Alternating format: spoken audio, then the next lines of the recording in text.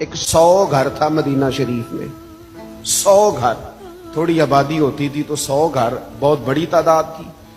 100 گھر کے اندر 2 وقت کھانا بھی جاتا تھا، کپڑوں کا خرچ بھی ملتا تھا ان غرباء کو، اور مدینہ میں محبوب کے شہر نور میں کون دے جاتا تھا پتہ کوئی نہیں۔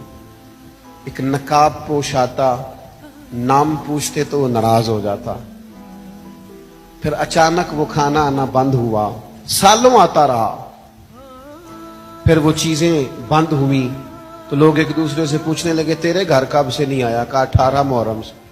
تیرے گھر کب سے نہیں آیا؟ 18 محرم سے۔ تیرے گھر کب سے نہیں آیا؟ 18 محرم سے۔ وہ جب ایک دوسرے کو تفصیلات بتانے لگے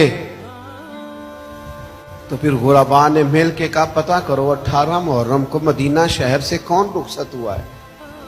تو پتہ چلا ہے مدینے والوں نے 18 محرم کو امام زین العابدین کا جنازہ پڑھا ہے۔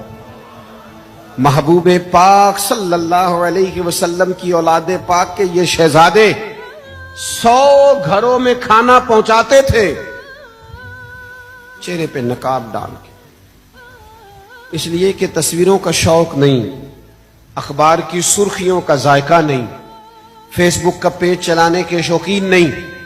یہ لوگ ان ساری چیزوں سے بے نیاز، رب کو راضی کرنا ہے، اللہ کی رضا کے لیے کام کرنا ہے، پیچھے پیچھے رہ کے، پیچھے ہٹ کے، بیک پہ رہ کے، تھوڑا سا دور ہو کے، کسی کو پتہ نہ چل جائے، کسی کو خبر نہ ہو جائے میرا اور میرے رب کا معاملہ۔